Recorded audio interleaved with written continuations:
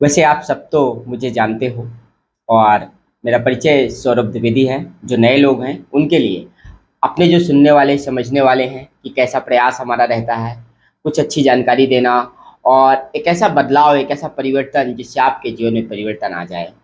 मैं आज एक ऐसे ही शख्स से आपको एक ऐसी शख्सियत से मिलाने जा रहा हूँ जिन्होंने राजयोग के द्वारा बहुत सारी शक्तियाँ अर्जित की हैं।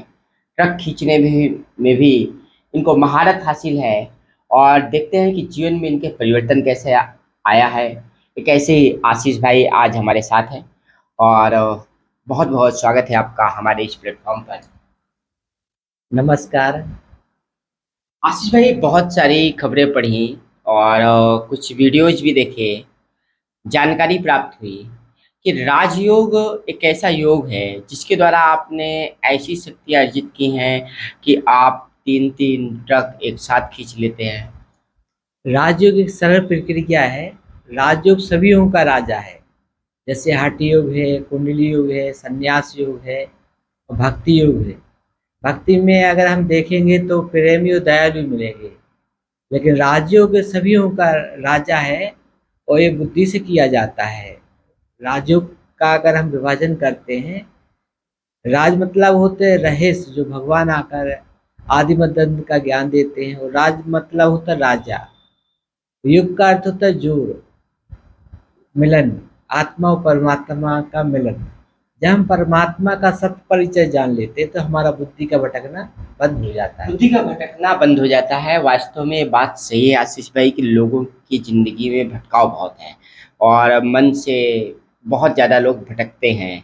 और लेकिन एक बात ज़रा मैं जानना चाहूँगा, क्योंकि हमारे यहाँ राज का मतलब लोग सीधे राजा बनने से, पॉलिटिशियन बनने से, इन सब से लगा लेते हैं।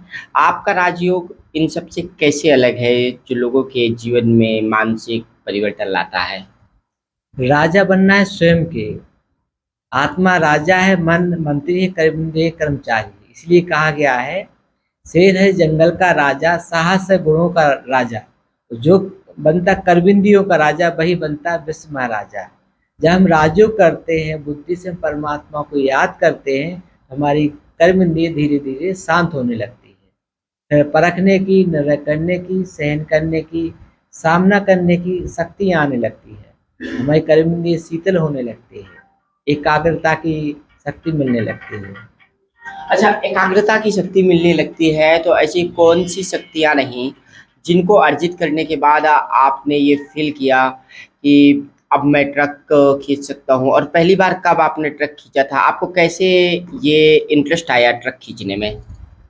ट्रक हमने मन में कभी नहीं सोचा था हम ट्रक खींचेंगे, लेकिन हमारी जो दीदी है, रानी दीदी, रानी रेखवार, वे बालों से ट्रक खींचती हैं और बाबा ने उनको निमित्त बनाया। हमारे मन में संकल्प था नशा से मुक्त कराएं समाज को। हमने खूब मेहनत करी लेकिन सफलता कम मिली। हमने रानी दीदी से कहा, दीदी हम ऐसी कौन सी सेवा करें जिससे पब्लिक ज़्यादा आए कम समय में और पब्लिक ज़्यादा इकट्ठी हो। तो उन्होंने कहा, आप दांतों से ट्रक खींचो। तो प्रेरणा देने वाली रानी दीदी है, उन्होंने सिखाया और परमात्मा का सहयोग मिला। तो दांतों से पानी का जहाज, ट्रेन का इंजन, डबल बस और 3 ट्रक, 4 वाहन एक साथ दांतों से खींचे। मतलब ट्रेन का इंजन भी आपने खींचा दांतों से? ट्रेन का इंजन 2 बार प्रोग्राम किए हैं, इटारसी में खींचा और रानी कमलापति का प्रैक्टिस करते थे वहाँ पर। और ट्रेन खींची छोटी से सपाटा भोपाल की और गांधीनगर की, और हमारी ब्रह्मा कुमारी की 4 डिब्बों की ट्रेन बनी। वहाँ पर भी हमने माउंट आबू में हेड ऑफिस में प्रोग्राम किया था और बांदा क्षेत्र में किया, तर्रा क्षेत्र में 2 बार प्रोग्राम किया ट्रेन जी। खींचने का। अच्छा, जी। तो यानी कि आपने बुंदेलखंड में भी ट्रेन खींची है? जी, जी। बहुत अच्छा रहा। उसमें ट्रेन बनाई गई थी ब्रह्मा कुमारी की तरफ से। एक तरफ नशा मुक्ति का था और दूसरी आध्यात्मिक प्रदर्शनी थी, बेटी बचाओ का भी था उसमें, और पानी की बचत की भी बताई थी उसमें, पानी बिजली की हम बचत करें। उसके ऊपर से प्रदर्शनी बनाई गई थी। बहुत सुंदर प्रदर्शनी थी और बहुत पब्लिक देखने आती थी। जी, अभी आपने एक बात कही कि मतलब पब्लिक को कैसे खींचे कि ज़्यादा से ज़्यादा पब्लिक इकट्ठी हो जाए। हाँ। तो पब्लिक को इकट्ठा करने का क्या मंतव्य है कि मतलब एक ऐसा काम करेंगे, ज़्यादा पब्लिक आएगी तो उससे क्या होगा? ये क्यों सोचा आपने? हमारा ट्रक खींचने का उद्देश्य यही था कि पब्लिक को इकट्ठा करना। पहले हम जब आह्वान करते थे, मेडिटेशन करके सबको आह्वान करते, मनसा सेवा करते थे। बुद्धि से 4 बजे उठ के हम आह्वान करते थे सब भाई बहनों को, वहाँ पर हम प्रोग्राम कर रहे हैं, आप सब पहुँच रहे हैं, परमात्मा की शक्ति उतर उतर के आ रही है, हम एक ट्रक को खींच रहे हैं। पहले बुद्धि से खींचते थे और फिर प्रैक्टिकल करते थे। ओह! मतलब पहले आपने एक कल्पना की हाँ, कल्पना। कि मैं आत्मा हूँ और मैं ट्रक को इस तरह से खींच रही हाँ, हूँ। परमात्मा की शक्ति है। परमात्मा की शक्ति मेरे अंदर आ चुकी है हाँ, और हमें इसको और मैं इस ट्रक को खींच रही हूँ। हाँ, पब्लिक बहुत सारी हमारे सामने। अच्छा, पब्लिक मतलब बहुत सारी हाँ। आपके सामने है। तो बहुत सारी गैदरिंग है, ये सब कल्पना की शक्ति के द्वारा आपने हाँ, साकार किया, फिर उसको हकीकत में आपने हाँ, करके फिर दिखा प्रैक्टिकल। दिया। फिर मनसा सेवा करते, उसको मनसा सेवा करते कहते हैं।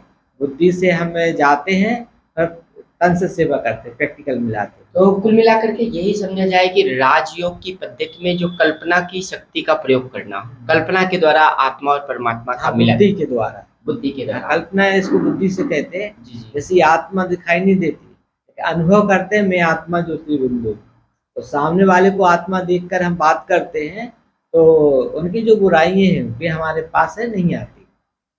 जी। अच्छा, एक बात ये जाननी थी कि पब्लिक तो हमारे यहाँ की पब्लिक को आप जान रहे हो, जी। भटकती हुई पब्लिक, कोई एक्टर आ जाए, कोई एक्ट्रेस आ जाए, बॉलीवुड की कोई भी हीरोइन आ जाए, वो भागते हुए चले जाते हैं। पब्लिक को इकट्ठा करना तो बहुत सरल सी बात है, लेकिन इसके लिए आपने ट्रक खींचने की पद्धति को अपनाया है कि लोग आएंगे, लोग इस शक्ति को जाने और इसके बाद मतलब राजयोग करने की ओर आकर्षित हों। लेकिन जब हम प्रोग्राम करते हैं तो पहले हम मेडिटेशन करते हैं। मेडिटेशन के द्वारा उनको शांति का, पवित्रता का दान देते हैं, उनका आह्वान करते हैं और परमात्मा से कहते हैं ये भी आपके बच्चे, इनका भी परिवर्तन करो, इन्हें भी अपना बनाओ। शुभ भावना देते हैं, शुभ कामना रखते हैं। इनका भी जैसे हमारा परिवर्तन हुआ है ऐसे इनका भी परिवर्तन हो जाए, ये भी अच्छे इंसान बने, नशे से मुक्त बन जाए। बिल्कुल। तो आज की बातचीत में फिलहाल तो हम चाहेंगे कि लोग इतने से ही काफ़ी कुछ जान लें, लेकिन एक अंतिम सवाल है और ये अंतिम सवाल आगे की यात्रा तय करेगा हमारी आपकी वार्ता को। तो जो आम हिंदू पद्धति का जो धर्म है, जैसे अभी मंदिर है हमारे बहुत सारे, लोगों की आस्था है, भक्ति है, लोग दर्शन करने जाते हैं, उनसे कैसे अलग है ब्रह्मा कुमारी का ये मिशन, ये आश्रम, राजयोग का ये कार्यक्रम जो चलाते हैं, क्या भिन्नता है और कैसे श्रेष्ठ है? हाँ, भक्ति में हम भगवान को पहचानते तो हैं, लेकिन भगवान की बात नहीं मानते। और ये प्रजापिता ब्रह्मा कुमारी ईश्वर इस दायरे में हम भगवान को पहचानते भी, जानते भी हैं, उनकी बातों पे हम अमल भी करते हैं। इसलिए कहते हैं राम की बात मानो तो, है ना, राम आपकी भी बात मानेगा। राम को तो हम सब मानते हैं, पूजा भी करते हैं, राम की बात नहीं मानते। राम मर्यादा पुरुषोत्तम थे, हम कितनी मर्यादाओं का पालन करते हैं। राम क्या बीड़ी सिगरेट शराब तम्बाकू पीते हैं? नहीं पीते। तो हमें उनके गुणों को जीवन में धारण करना है। तो यहाँ पर ब्रह्मा कुमारी ईश्वर इस दायरे में गुरु शिष्य की परंपरा नहीं है, ये बात बहुत अच्छी लगी। और दूसरी बात ये अच्छी लगी, यहाँ पर सभी उम्र के, सभी वर्ग के यहाँ पर आते हैं और 1 घंटा की पढ़ाई पढ़ते हैं, जिससे हमारा जीवन हीरे तुल्य बनता है, श्रेष्ठ बनता है। भगवान आकर रोज श्रीमत देते हैं, जिससे हमारा जीवन श्रेष्ठ बनता है और हम बुराइयों से मुक्त बनते हैं। तो बिल्कुल देखिए, ये थे आज हमारे साथ आशीष भाई, जिनसे हमने राजयोग के बारे में चर्चा की, बुराइयों से मुक्त जीवन को कैसे जिए, इस पर भी हमारी बहुत सारी बातचीत हुई है। और ट्रक खींच लेने की शक्ति, ट्रेन को खींच लेने की शक्ति जो बुद्धि के द्वारा राजयोग को करने के बाद इन्होंने अर्जित की है। और यही एक संदेश है इनका कि आप राजयोग करके अपने जीवन में परिवर्तन ला सकते हैं। भक्ति से भगवान को जानते तो हैं, लेकिन उनकी बात को नहीं मानते। बहुत ही तार्किक बात है। तो बने रहेगा फुल स्टॉप में हमारे साथ।